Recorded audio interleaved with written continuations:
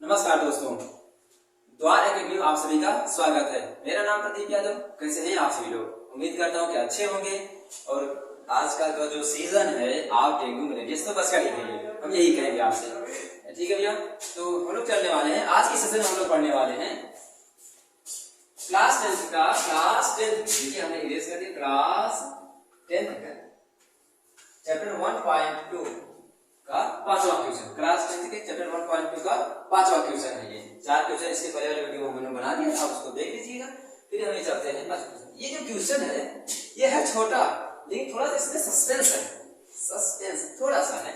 आप उसको आराम से समझिएगा और बहुत ही इजी है। ठीक है भैया, तो हम लोग देखते हैं।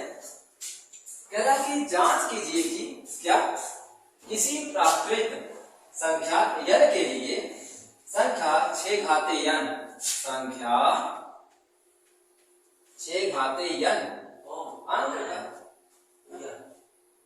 अंक 0 पर समाप्त हो सकती है।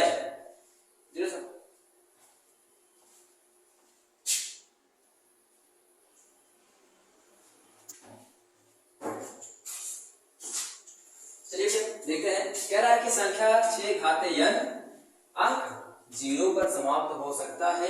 अब आप ये सोचोगे सर जी 6 घाते n 0 पर कैसे समाप्त हो सकता है? वो इस प्रकार, इसी कहने का अर्थ, आपको ये कहने का अर्थ हम आप पहले समझा देते हैं। कह रहा है कि संख्या प्राकृत, पहले हम ये समझ लेते हैं प्राकृत संख्या किसे कहते हैं। वह संख्या जो 1 से प्रारंभ होती है और अनंत तक जाता है। कितने से प्रारंभ हो रहा है? 1 से, यानी कि 1 2 3 4 5 10 इंफिनिटी तक, यानी कि वह क्रमागत संख्या, वह क्रमागत संख्या जो 1 से प्रारंभ हो उसे क्या कहते हैं? प्राकृतिक संख्या कहते हैं। तो ये जो n है इसके स्थान पर हम 1 रख सकते हैं, 2 रख सकते हैं, 3 रख सकते हैं। रख कर हम चेक कर सकते हैं क्या रखने के बाद जो गुणा करेंगे वो 0 इकाई जो है अंक 0 पर समाप्त हो रहा है कि नहीं हो रहा है। तो अब हम 1 रखेंगे, 1 का 1 बराबर 1 ही होगा। 2 रखेंगे 6 6 36, 3 रखेंगे 6 6 36 का 216। तो इसी प्रकार हम ऐसे रखते जाएंगे तो कितना चेक करेंगे? ये तरीका आप ऐसे रखते जाएंगे अंत तक चेक करते चले जाइए।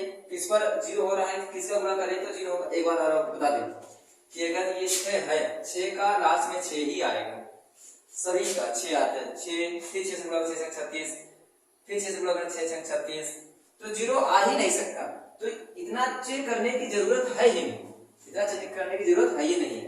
तो कैसे शॉर्टकट तरीका क्या होगा? एकदम सिंपल तरीके से देखेंगे ये कि इसको तोड़ दीजिए। तोड़ना तो आता होगा ना, 2 गुणते 3 और गुणनखंड हो सकता हो तो वो भी कर दीजिएगा। घात कितना, पूरे घात कितना है ये। अब आप समझ लीजिए कि ये तो है संख्या जिसका गुणनखंड कितना हुआ? 2 गुणते 3। यहां लिखेंगे कि 2 गुणते 5 घाते n के ही 2 गुणते 5 घाते n के ही इकाई का अंक 0 होता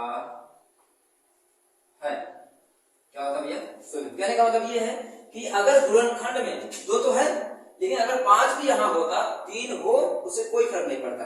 यदि यहाँ 5 भी हो जाता तो आराम से इसका मान जो भी रखेंगे इकाई का अंक 0 ही आता। कितना होना चाहिए भैया?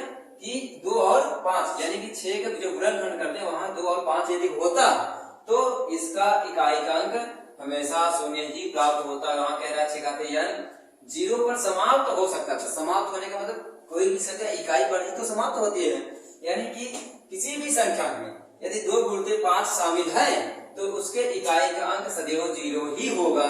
यदि 2 गुणते 5 नहीं है, इसके अलावा कुछ भी हो, अगर दोनों होना चाहिए। यदि 2 है 5 नहीं है तो भी नहीं होगा, 5 है 2 नहीं है तो भी नहीं होगा, यानी कि 2 into 5 होना अनिवार्य है किसी भी संख्या के गुणनखंड में। तो यहाँ लिख देंगे कि चूंकि इकाई का होगा, इसलिए 6 घाते n कभी 6 घाते n 0 पर समाप्त नहीं हो सकता है, ठीक है भैया। कि 6 घाते n 0 पर समाप्त नहीं हो सकता। क्यों? क्योंकि 6 के गुणनफल में 2 और 5 नहीं था। किसी भी 6 के नाम कोई भी संख्या आपको दे दे और घात यहाँ लगा दे, पूछ ले कि भैया क्या इसका जब हम यंत्र मान रखेंगे तो इकाई का अंतर 0 होगा, तो तुरंत यंत्र मारो गोली, उसको कुछ देखने की जरूरत नहीं है। 6 है, इसी को तोड़ दो, 2 गुणित 5 आ रहा है, 2 गुणित 5 के अलावा कुछ भी आ जाए उसी में कोई दिक्कत नहीं, लेकिन 2 गुणित 5 होना चाहिए। यदि ये है तो इकाई का अंतर 0 होगा, यानी 0 समाप्त होगा, अगर ये नहीं है तो 0 समाप्त नहीं होगा। ठीक है भैया, उम्मीद करते हैं आपको समझ आया होगा। तो चलते हैं अब नेक्स्ट क्वेश्चन में। तो दोस्तों ये आपका छठा क्वेश्चन कह रहा है व्याख्या कीजिए कि हमको व्याख्या करना, हमको ये देखना है कि ये जो संख्या दी गई है यह संख्या भाज्य संख्याएं क्यों है। ये प्रश्न कह रहा है कि भाज्य संख्या है पर क्यों, तो क्यों का जवाब आपको तब मिलेगा जब आपको ये पता होगा कि भाज्य क्या है। भाज्य क्या है, भाज्य संख्या क्या है। यदि आपको पता है तो अच्छी बात है, नहीं पता है तो आप हमारी बात सुनिएगा, आराम से सुनिएगा। भाज्य संख्या किसे कहते हैं कि वह संख्या जो स्वयं को छोड़कर किसी अन्य संख्या से विभाजित हो जाए। वह संख्या जो स्वयं और एक को छोड़कर किसी भी अन्य संख्या से विभाजित हो जाए उसे भाज्य संख्या कहते हैं। यानी कि एक ऐसी संख्या होती है वो सबसे कर सकता है, यानी उससे कोई भी संख्या भाग भी कर जाएगा। स्वयं से तो हर संख्या कर सकते हैं, 5 5 से कटेगा, 6 6 से कटेगा, 10 10 से कटेगा, 17 17 से कटेगा। लेकिन वह संख्या जो स्वयं को छोड़कर किसी भी अन्य संख्या से विभाजित हो जाए उसे हम भाज्य कहते हैं। बस हमको यही देखना है कि इन संख्याओं में, इन दोनों संख्याओं में क्या ये केवल स्वयं से कटेंगी या किसी अन्य संख्या से भी कटेंगे। तो अगर एक भी अन्य संख्या हो जाए, जैसे मान लेते हैं कि 17, अब 17 केवल 17 से करता है, इसे अभाज्य कहते हैं। अभाज्य जो केवल स्वयं से विभाजित हो उसे अभाज्य कहते हैं, जो केवल स्वयं से कटे। लेकिन अगर हम देखें कि 15, तो 15 जो है वो 3 से भी विभाजित होगा और 5 से भी विभाजित होगा, दोनों संख्याओं से विभाजित होगा।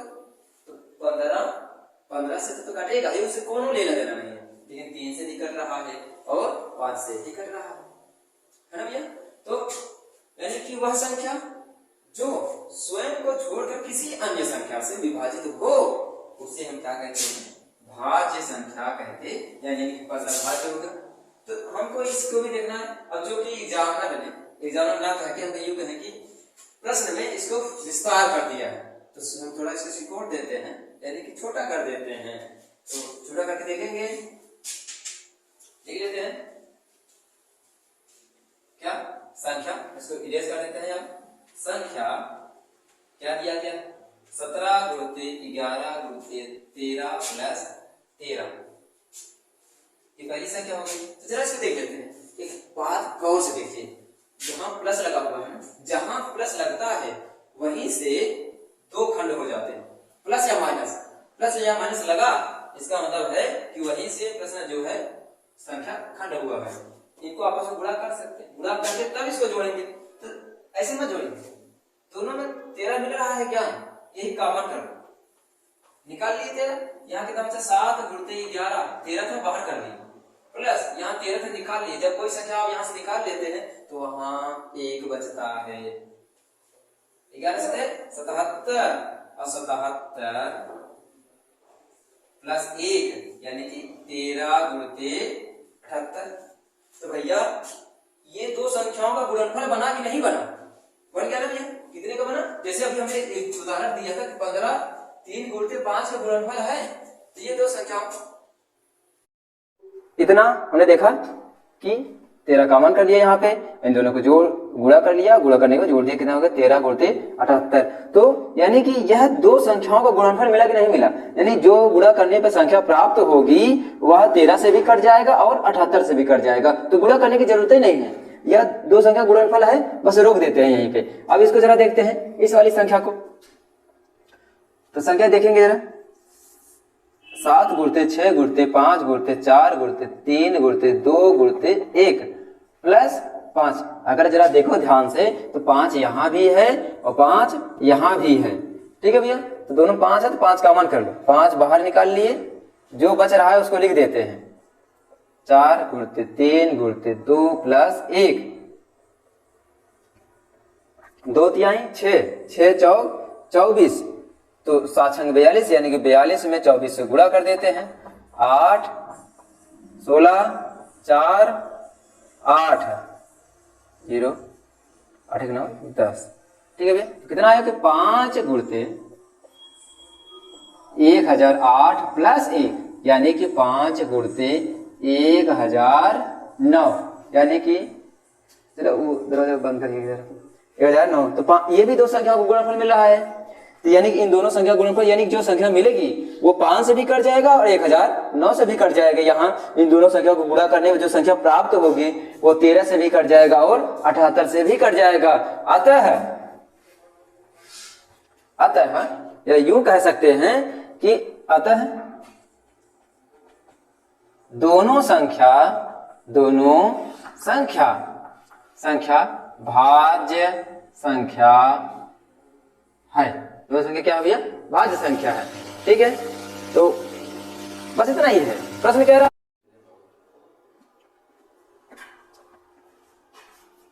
नमस्कार दोस्तों, द्वार एकेडमी में आप सभी का स्वागत है। मेरा नाम प्रदीप। कैसे हैं आप सभी लोग? उम्मीद करते हैं कि अच्छे होंगे। तो आज की सेशन में हम लोग पढ़ने वाले हैं क्लास 10 के चैप्टर 1.2 का लास्ट क्वेश्चन। क्वेश्चन क्या है?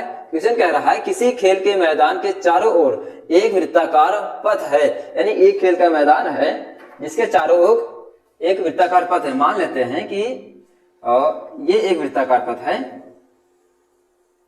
क्या ये एक वृत्ताकार पथ है जिसमें लोग जो है रनिंग कर रहे हैं, दौड़ रहे हैं। ठीक है, कह रहा है कि एक खेल का मैदान है जिसके चारों ओर एक वृत्ताकार पथ है। इस मैदान का एक चक्कर लगाने में सोनिया, यानी कि एक लड़की है, कौन? सोनिया, कितने मिनट लगाती है? 18 मिनट। सोनिया कितने मिनट लगाती है भैया? 18 मिनट लगाती है। और एक लड़की है, जबकि इसी मैदान का एक चक्कर लगाने में रवि, अब एक लड़का और है रवि, वो 12 मिनट लगाता है। दो लोग हैं, यानी कि सोनिया 18 मिनट लगाती है, रवि 12 मिनट में, यानी कि ये सोनिया 18 मिनट में एक चक्कर पूरा कर लेती है। अगर मान लेते हैं कि यहां से चलना प्रारंभ की दौड़ना, तो यहां से एक चक्कर पूरा करने में सोनिया कितना लगाती है? 18 मिनट लगाती है। और रवि कितना मिनट लगा रहा है? 12 मिनट लगा रहा है। तो प्रश्न कह रहा है कि मान लीजिए कि दोनों एक साथ एक स्थान पर एक समय पर चलना प्रारंभ करते हैं, यानी कि दोनों मान लेते कि यहां खड़े हो गए, दोनों लोग अब यहां पे खड़े हो गए और यहां से दोनों लोग चलना प्रारंभ करते हैं। ठीक है, तो कह रहा कि एक ही दिशा में चलते हैं तो कितने समय बाद वो पुनः मिलेंगे। पहली बात ये कि दोनों का जो एक चक्कर लगाने का समय है वो अलग अलग है। अलग अलग होने का मतलब है कि इनकी चाल अलग है। चाल, सोनिया की चाल कम है और रवि की चाल अधिक है। जब चाल अधिक होगा तो कम समय तो लगेगा ही, तो चाल अधिक होने के कारण यह है रवि जल्दी चक्कर लगा लेगा और सोनिया को चक्कर लगाने में थोड़ी सी देर लगेगी। तो कह रहा है कि अगर ये एक साथ चल रहे हैं तो कितने समय बाद वह पुनः इसी स्थान पर आकर मिलेंगे। वह कह रहा है कि पुनः प्रारंभिक स्थान पर मिलेंगे। तो कितना समय लगेगा प्रारंभिक स्थान पर मिलने पर? तो अब याद रखिएगा, ऐसे सवालों को जैसे कि मान लेते कभी कभी क्या देता है कि घड़ी की सुई के बारे में कह देगा कि घड़ी सुई जो है मिनट और सेकंड या मिनट और घंटे की सुई कब एक साथ मिलेंगे, या कुछ व्यक्ति चलना प्रारंभ करते हैं, दौड़ना प्रारंभ करते हैं तो कब एक साथ मिलेंगे। ऐसे सवालों पर हमेशा याद रखिएगा कि एलसीएम ही होता है। क्या होता है भैया? एलसीएम होता है। तो हम दोनों को निकाल लेते हैं। क्या, थोड़ा सा लिखते हैं यहां पर कि सोनिया द्वारा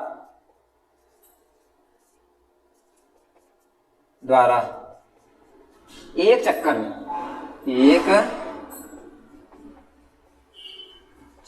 में लगा समय कितना है? 18 मिनट। और फिर कह रहा है रवि द्वारा एक चक्कर में लगा समय 12 मिनट।